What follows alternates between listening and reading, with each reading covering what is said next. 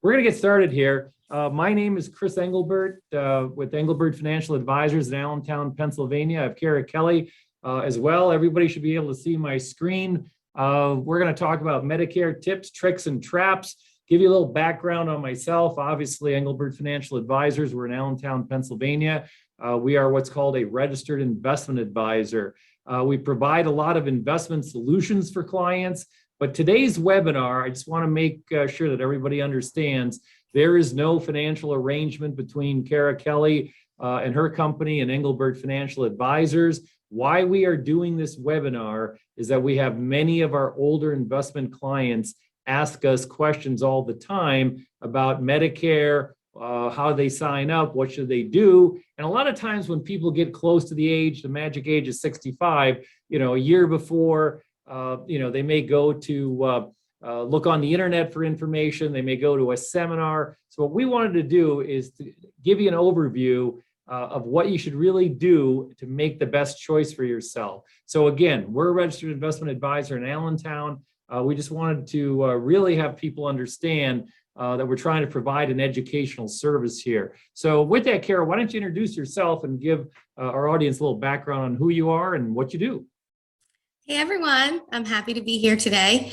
Anything I can do to help people figure out how to navigate this wild world of Medicare. I actually got involved 12 plus years ago because my dad is a baby boomer. And he said how difficult it gets to find things online, talking to people. They call from other states, you get tons of mail. So that's why I did it. You need an honest person to talk to try to figure out what is the best situation for you, how to enroll, when to enroll, the types of plans. I'm also licensed in lots of states. I've learned that a lot of my clients will actually move to Florida where it's warm. So I am now licensed Delaware, Jersey, Florida, North Carolina, South Carolina. But Pennsylvania, I do all over Pennsylvania. So my goal is to have you with me. Yeah, Kara, can you explain a little bit the difference between a captive agent and an agent like yourself? So I'm a broker. So I'm contracted with pretty much every insurance company out there that works with Medicare. So that gives me the option to look into different types of plans, different companies to give you the best insurance that you can find. Whereas if I just represented, say, Blue Cross, for example, or Humana, I could only talk about that company. So that's why clients stay with me from day one, because they can check in with me every year. I pretty much talk to my clients every year, unless they don't need help. But, the annual election period is coming up like right around the corner, the annual enrollment. So this is when I really hear from people and they're like, hey, this is so-and-so, and this is my plan. Do I need to change? Or they hear something else out there. So, I can tell you all those commercials you see that are very misleading. I can teach you about those. And if you have a question, you hear from your friend or family member, oh, they have this plan. Well, I can let you know the details of that plan.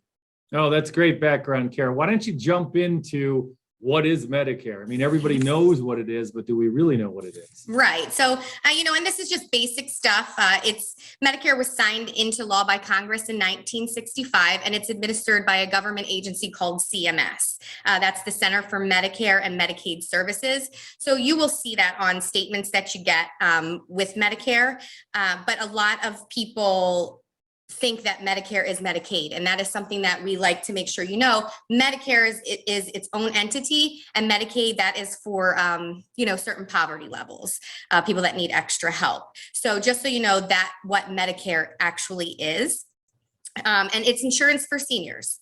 So who qualifies for Medicare. Obviously, you need to be a U.S. citizen or resident, age 65 or older. And if you are under 65, that usually means that you're disabled, or at any age, if you have renal disease, you go onto Medicare right away because there are services to help you through Medicare.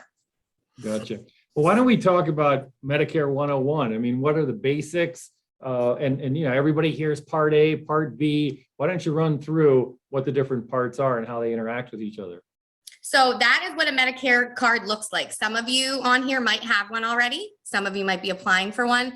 That red, white, and blue card, it used to be your social security number, and a couple years ago they changed it. Now it's an ID number. And then you see Part A and Part B. So when you turn 65, Part A comes automatically. That is your hospital coverage. It's free for most people as long as you worked 40 quarters during your lifetime. And it covers your inpatient hospital stays. It covers, but there is a deductible with the inpatient. So the deductible for these are all 2022 rates because 2023 hasn't come out yet. So the deductible for the hospital is per occurrence. So it's not just one time. It's $1,556 for 2022. So you also get some skilled nursing care. There's co-pays with that. And then you get home health care, and then everybody gets hospice with Part A. So for Part B, that's your doctor part. And the doctor part has a deductible of $233 for the year. After that, Medicare pays 80%. You pay 20%. So A and B together are called original Medicare. Now, the only one that comes with a premium is your Part B. So the premium for Part B, which a lot of you probably already know, is $170.10 for 2022. So that you're paying regardless of anything, no matter what supplemental coverage you get. So those two together will give you your Medicare benefits. Gotcha. So that's just the basic Medicare Part A and Part B. So let's talk about what the Part D is, because a lot of older people are on prescription drugs. How does that fit in? So then you have your Part D. So that's why we say that there's kind of three major parts to Medicare: Part A hospital, Part B doctor, Part D drugs. There's standalone prescription plans that they do require you to have. They passed something back in 2006 that everyone should be enrolled in prescription coverage. And if not, there is a penalty associated with it when you do go on to drug coverage. So it is a really important piece of the puzzle. So they're run by private insurance companies, and they do help cover the expenses that you have out of your pocket. You can either get them by themselves if you just have original Medicare and a supplement and prescription, or with an Advantage plan, aka Part C, which I'm going to talk about next. They can be in the plan for you. Gotcha. Well, let's go and talk about that then, because all these parts fit together. And I think that's the most confusing aspect when people start looking at Medicare, is like, hey, I got Part A, I got Part B. Oh yeah, I got Part D. And then, well, wait a minute, there's something called a donut hole. What does that mean? So the donut hole, that is when you get to a certain amount of your drugs, you're responsible for a higher cost of the prescriptions. They've been working to lower that. It changes every year, but the donut hole, that's really when you're on more expensive medications. So you can kind of see if you would fall into the donut hole past a certain number. And, after the meeting, I can always get those exact numbers for you. That's a very in-depth conversation of how the Part D is structured. It doesn't apply to everyone because sometimes you're only on some generic drugs, but if you are on a lot of brand name medications, then you could be at risk of falling into the donut hole. Also, they are making some of these plans better by putting in insulin programs because insulin's expensive. So over time, they are trying to make the donut hole better and the expenses easier to deal with. But if you see just with your A, B, and D, there are lots of out-of-pocket expenses. If you had just original Medicare, you would pay those out-of-pocket expenses with no out-of-pocket maximum protecting you from those. So that's why choosing some type of supplemental coverage is very important. There are two different directions that you can go. So the first direction you could go is an Advantage plan. That is where, if you see in these circles, you have your Medicare Parts A and B, and then you have the Part D. In the middle, the HMO, PPO, the Advantage plans is bold because all of those things are in one card. So your insurance company, whether it's Blue Cross, Aetna, Humana, whoever it is, that is your primary insurer. So you don't lose your Medicare benefits. They are embedded in the plan, but sometimes you get extra benefits. These could add some dental, vision, hearing in there, some over the counter, but you can choose to have the Medicare with the Medicare Advantage with the prescription or without the prescription. but it is all in one card. So you'll have co-pays, you could have deductibles. A lot of the plans don't have huge deductibles, but there are co-pays. Sometimes there's an extra premium. And that is all specific information that if you had questions about certain plans and companies, we would go over that in a more detailed meeting. But, sometimes there's referrals. I think they're trying to get away from referrals now. But just so you know, they're usually your HMO and PPO insurances. Gotcha. So basically what you're saying, I mean, everybody's covered under Part A, Part B, and Part D, but what they really need to do is they need to stack on top, obviously, extra insurance, because if they don't, they could end up being liable. And so that's why people go through the whole, analysis that you would provide, where you might say to somebody that has a lot of high drug costs, hey, give me a list of all your prescriptions and medications that you're on, and then tailor the plan, depending upon which company has the better plan to stack on top, as far as the total Medicare coverage. Yeah, so, Chris, that's exactly what we do. Like, I'll take your list of medications or look up your doctors. You say, I don't mind having higher copays, or no, I definitely want lower copays. And then we can see, with these certain medications you're on, or these certain doctors, this network is better for you. So we do look that up in depth. I have programs I can go in and input all that information and figure it out for you. Also, sometimes having a conversation with you about what your needs are, I can pick it out right away. Well, here's, 2 different types of insurance. Here's a couple companies within those 2 different types. Look at it, and then you can pick. And then there's also some extra benefits you could get in there. Like you said, vision, dental, if people really needed that. Okay. Yeah, some of them have, like, that people have heard of that silver sneakers, the gym memberships. That's Love important that. to some people, like certain PPOs and HMOs, they will have all those extra benefits embedded in them. Some of them don't, some of them do. But if those are the things that are important to you, you just, you let someone like me know, and I can say, oh, well, I know that there's benefits included here and here. And, we just want to look up and make sure. The most important thing about Advantage plans is just making sure your doctors are in the network, because what's the point of having insurance if you can't use it? Right, exactly. Well, let's talk about obviously the Medigap or the supplemental insurance. What now? And again, all these letters are really confusing. I mean, for little kids, we learn our ABCDs, but who would have thought that when you turn 65, you got to learn them all over again. So what's the Medicare supplement insurance, the Medigap? What does that mean?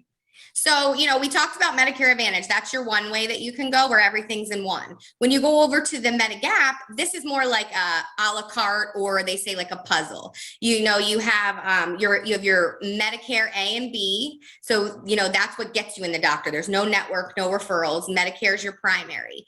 And then you have these standardized plans. They are standardized through the government. So, many companies offer them, but we go through strength of the company, premiums, reputation of the company is very important. But you have plans A through N. So certain plans will cover all or most of the out-of-pocket expenses that Medicare does not cover, and some of them will cover less. It just depends on what you want. So you have your A and your B, your plan, your Medigap plan, and then separate, this is when you would get an individual prescription plan. So that would be your standalone Part D.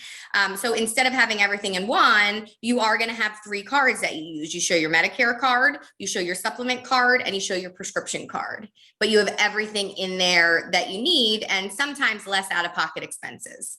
Gotcha. And this is the analysis that you do too, as far as like, okay, if we're going to go and have some kind of coverage, what seems to be the best coverage? What's the most popular?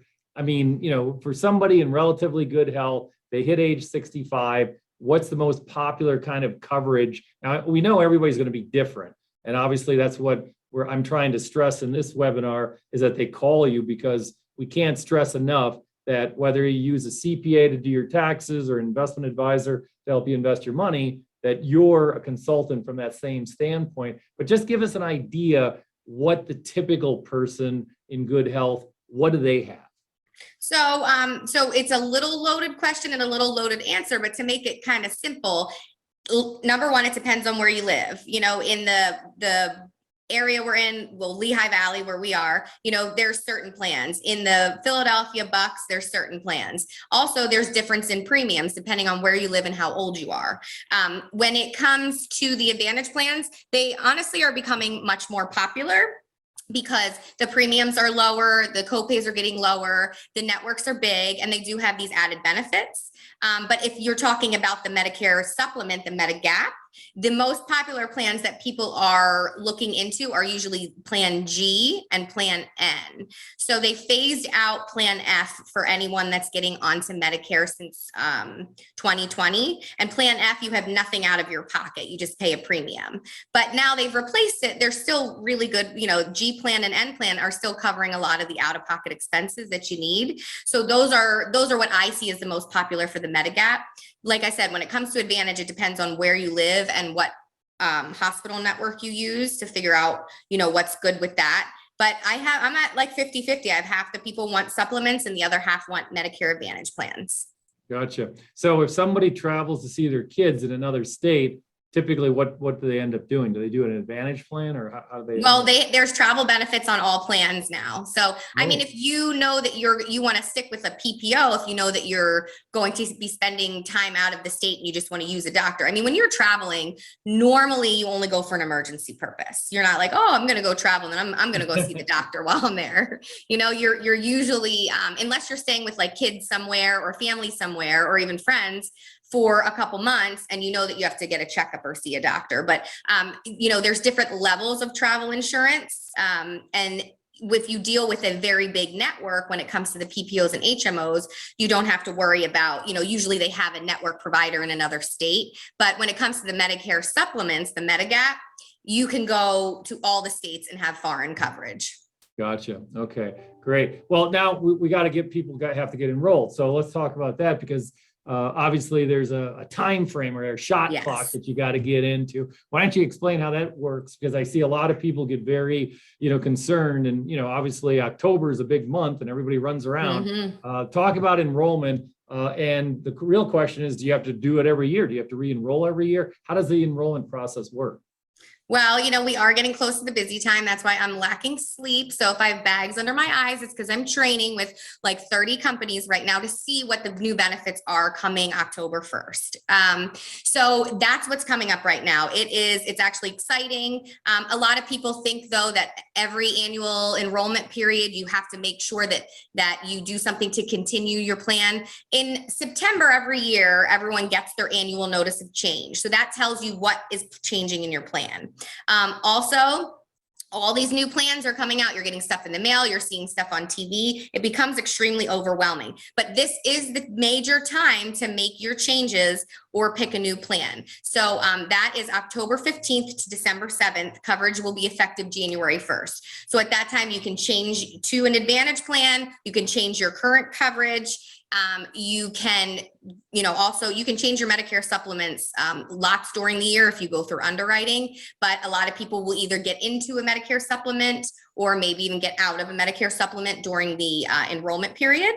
So that is an awesome time to, even if you just want to double check, you might not see anything wrong with your plan, but you just want to know. In that case, you would just call someone like me. And I mean, I'm going to be honest, I will tell people to stay on their current coverage, whether it's a good retiree plan, whether it's just a good plan for them. But if there is something that looks like it's going to meet their needs better, I'll be honest about that too. So you're going to be overwhelmed. It's like, I call it the political campaign for Medicare. It's going to be everywhere. So if you just want an honest opinion, I have my clients contact me if they need to talk. We get together or do emails or do Zooms, or literally it's a 5-minute phone call.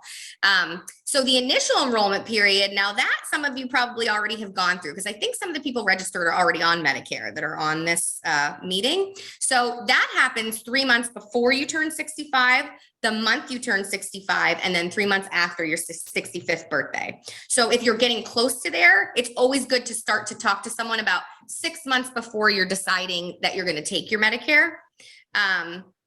And then they do have what's called a Medicare Advantage open enrollment, which a lot of people don't know about. The companies are not supposed to market it, but we are allowed to talk about it as an enrollment period. It only came about 3 years ago, I believe.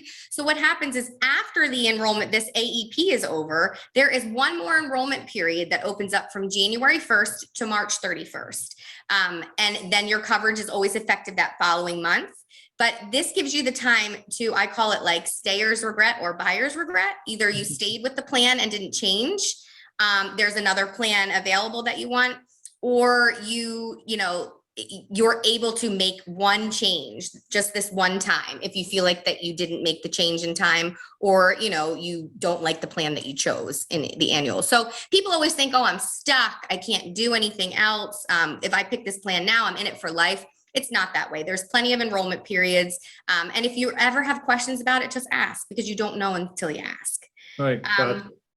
And the biggest one is this special enrollment down here. So this is very important because not everybody takes Medicare at 65. So some people decide they work until 68 and they have work coverage. So they don't have to take their Medicare Part B. You do have that special enrollment to leave your work coverage when you retire and take Medicare then. So, so there's lots of qualifying events. You could move, like I said, leave your work coverage. Some people that are losing or gaining extra help. There's about 7 to 10 pretty popular special enrollment periods that you can actually change your coverage. So like I said, if you feel like you're going through some type of a qualifying event and you need to make a change, obviously, if you move, you need to get something in that service area. You don't want to be in a plan that's in Pennsylvania, but you're moving to Florida. Gotcha. So there are lots of enrollment periods. Oh, that's good to know. Well, let's talk about why you need a Medicare advisor. I mean, you're on here, Kara Kelly, and the reason we have you on is we feel very strongly in our practice. Like I said, people should use a CPA, they should use a real estate agent, they should use an investment advisor. And to me, I see a Medicare advisor as an extension to try to help people make sure they're getting the right plan, because the worst thing you can do is get stuck somewhere and be overpaying literally thousands of dollars. So when you have people come to you, how typically, what are some of the questions that they ask you right up front? Well, usually someone will call and they're like, oh, I'm turning 65. Do I need to apply? So if you're already on collecting Social Security, which, Social Security and Medicare are completely separate, you just go through the same office to get both of them. So if someone's already on their Social Security, they automatically get their Medicare. They can turn it down if they don't want it. If you're not in the system, all it is a quick application online to apply for Medicare. You make a myssa.gov account. You might already have one. And then you go and you apply for it. Some people say, well, I'm still working and I like my work coverage. Well, in that case, the whole rest of the world seems to be calling them and telling them, oh, you get a penalty if you don't take it right now. But if you don't want to keep your work coverage, you don't have to. You can still continue to work, not take Social Security, and take your Medicare, because sometimes the Medicare insurance is better value for you. But plenty of people themselves and their spouse can stay on the work coverage. If they don't want to retire till 70, they don't have to take Medicare if they're covered by work coverage. That's considered credible coverage. So I have people that call me and they're like, oh, well, I thought I had to apply or I would have a penalty. No, but there is an extra form that you'll need to fill out when you do decide to retire and take your Medicare to avoid any penalties. And in that case, you just call me, I'll email it to you or tell you where to get it from the Social Security website. So what you really do, I mean, besides helping people compare which supplemental plans to buy, you also do strategy. I mean, that's what we do in our practice too, where, yeah, we'll invest your money, but let's talk about your tax strategy. So basically what you can be, or what you are, is you're a Medicare strategist. So yeah.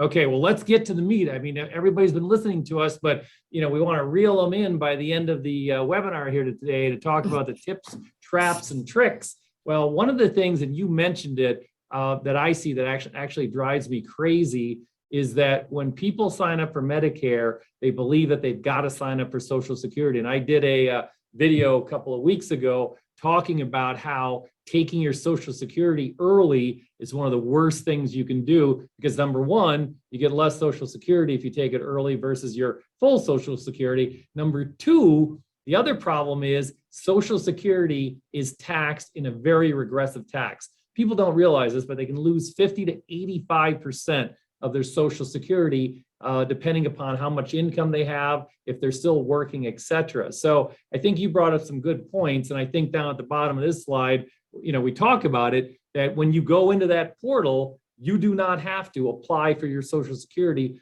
at the same time you apply for your Medicare. No, there is right on that. So you do go through the same place. So you're dealing with the Social Security office, but I tell people all the time. Now, not a lot of agents know the process of going through applying. This became very important to me, especially during COVID, because the offices weren't open. So you have to really walk people through. And what I learned from my clients, I share with my other clients. So the process is you go to that Social Security website. There is a Medicare tab. You click on that Medicare tab. You scroll down, there is a button in blue that says apply for Medicare benefits only. It has nothing to do with your Social Security. It's a totally separate application. So you can enroll in your Medicare way before you collect Social Security. And sometimes it makes sense to do that. They bill you for your Medicare, that Part B premium of $170. They'll send you a bill for that. You know, you don't need your Medicare. And a lot of people, your Social Security and Medicare, a lot of people think that it's opposite, that you have to do both of them. Yeah, and that's what, like I said, what drives me crazy, because people are taking their Social Security early, they're getting less Social Security, and it really costs them over the long run. So I like some of your tips, timings, everything. Hopefully today this webinar is really helping to inform people. But I think the other thing we didn't really talk about, maybe can spend a minute or two on, is how everybody's situation is different. Coverage as far as spouses go. I mean, what happens if you have a spouse that's 65 and a spouse that's 63? I mean, there's got to be some things that you have to do different then. Yeah. And it all depends. So some companies will carry the spouse till a certain point, till they're 65. Some companies like when you guys come off of their insurance and you take your Medicare because it's cheaper for them. But the other thing is, there are some retiree programs out there where the person who's employed by the company, maybe for instance, like the HOP program where you get the discount. Well, your spouse doesn't get the discount. So, it would actually make more sense for them to get coverage elsewhere versus paying extra for the coverage. Those are things that I sit down and look at in more detail with people. Also, maybe an Advantage plan is good for one spouse and for the other spouse, a Medicare supplement. We've had people on separate plans, different companies. Sometimes it's great for them to be on both because you get a discount for Medigap plans. But you do not have to have the same coverage as your spouse. And, maybe one spouse retires and someone else stays on their work coverage. There's so many different situations. You can get coverage for someone that's, 63. Now that would be something different. That's something like pennies, that you're under 65 insurance, and that can become expensive, or use a COBRA. But those are the types of things that make sense to go over in more detail based on your situation. Well, now the other thing is we have a large group of law enforcement people in our practice, and many of them retire early, at 58, and they're trying to get to 65. Do you have any suggestions for them for those 5, 6, 7 years before they can get on Medicare? Well, they are usually, like I said, that healthcare.gov website that will show you the different rates. Unfortunately, under 65 insurance can be quite expensive. But there are lots of options. Pennies is another way. In our office, we do have some relationships with the Blue Crosses, the Aetnas, the Geisingers, lots of different companies that offer insurance. So we can always answer questions, get you quotes from all the different companies to see what would work. Really, knowledge is power in insurance. So knowing that what your deductibles are, your premiums are, your copays to get you by till then. Insurance isn't cheap, but it is great once you finally do get on Medicare, because the insurance, in my opinion, the program is a really good program. But we can always answer questions about the different premiums under 65. Oh, that's great, Karen. Why don't you give anybody watching this webinar your contact information? I mean, we're going to send it out too, but what's the best way to get a hold of you? Really, my cell phone. I use that. You can always leave a message if I'm not there. That's 215-512-6466. And you'll get my email.